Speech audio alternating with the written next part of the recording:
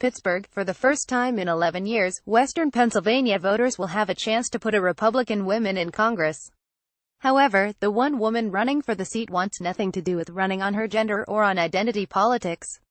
"I am running to help create jobs and opportunity for the district, to offer real solutions in how we approach the opioid crisis and for passing President Trump's agenda items.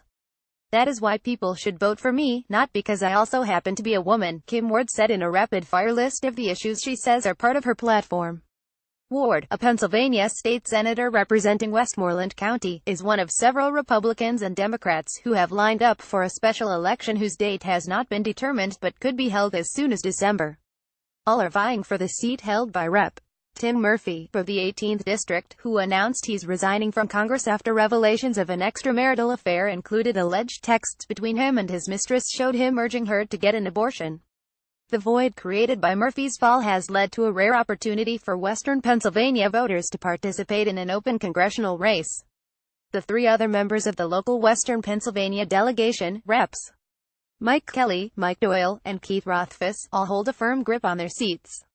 The last woman to hold a congressional seat from Pennsylvania was Democrat Allison Schwartz of suburban Philadelphia, who retired in 2014.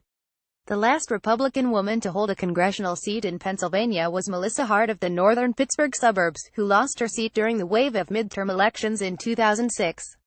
Pennsylvania's 18th district is Trump country, and Ward, 60, who was an early supporter of the president's primary candidacy, is a staunch supporter of his policies and his outside-the-norm persona. "He is who he is, and the people of this district voted for him steadfastly," she said.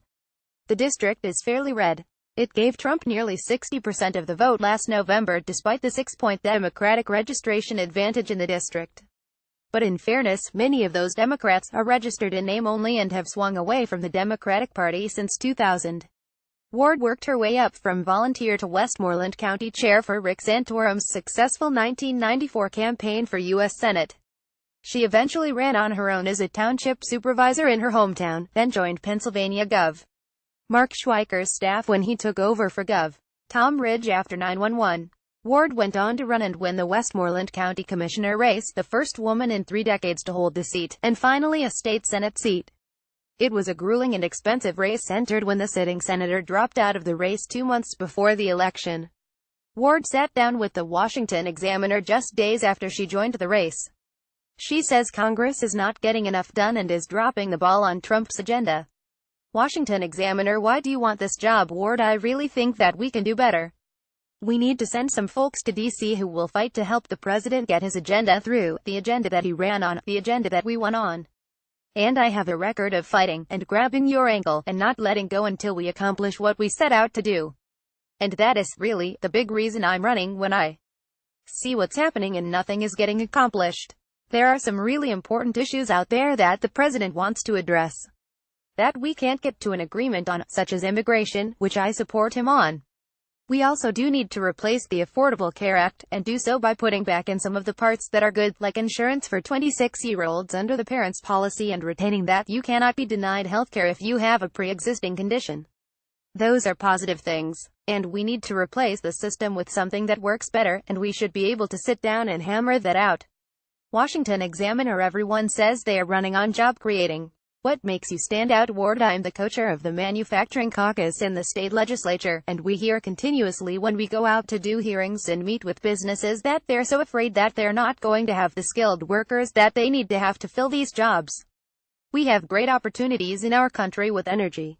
We have shale. We have coal. We need the workers to be able to fill those positions and produce that energy, and we need to train them to take those jobs. And that is a gap politicians rarely address, but is very important for our emerging workforce. My dad learned the trade walking on the shop floor. That doesn't happen anymore. You need to know what you're doing, and you need to be smart to fill these jobs. So, that's really important, that we train our workers, and that we support the industries that produce these great jobs like coal and shale." Washington Examiner: "Why should tax reform matter to the voters in the 18th District, Ward?" "Well, as we all know, businesses create jobs. When we overburden them with regulations and taxes, those regulations and taxes all trickle down to their workers and their consumers.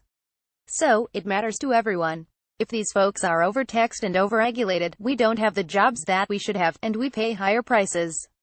You know, I hate it when we see these jobs and these factories moving overseas. And nothing is more irritating than calling in for help to a good American company and getting someone from another country trying to help you. Tax reform is important to our overall economy, and how many jobs those businesses can create, and how can they grow. And it's important to families. You know, you always keep hearing, oh, they're going to cut the taxes on the rich. Well, families struggle every day. They need jobs. And companies create jobs. People are just trying to get from one paycheck to another. Washington Examiner. The president's tweets seem to always raise the ire of the Washington establishment, but you are from a region that overwhelmingly voted for Trump. What are your thoughts about his tweets and his presidency? Ward. The tweets work for him, and he has managed to go around the mainstream media, and he effectively gets his message out. It isn't that complicated, it is really that simple. He does his own thing, and it's working for him. Here, I think, is what people don't get about him: he connects with people. In his tweets, well, sometimes you'll say, why did he tweet that? Guess what? They like it. They like it. They feel like they know him. He's not like somebody they can never reach, like you may think of a president. They associate with him. And he does a great job of keeping that avenue open. I spoke at several of his rallies during the campaign here in Pennsylvania, and I remember the last event he did here in Pittsburgh, out at the airport. He was very late because he was doing 5 or 6 events that day. And he walked off the plane, and he had on a long trench coat and a Make America Great hat, and I looked at him and thought, that's what they like. He is a person. To voters around here, they feel like they might know him. I feel like I know him. If I saw him on the street, I feel like he's approachable. And I think he really connected with a lot of people in the nation that way.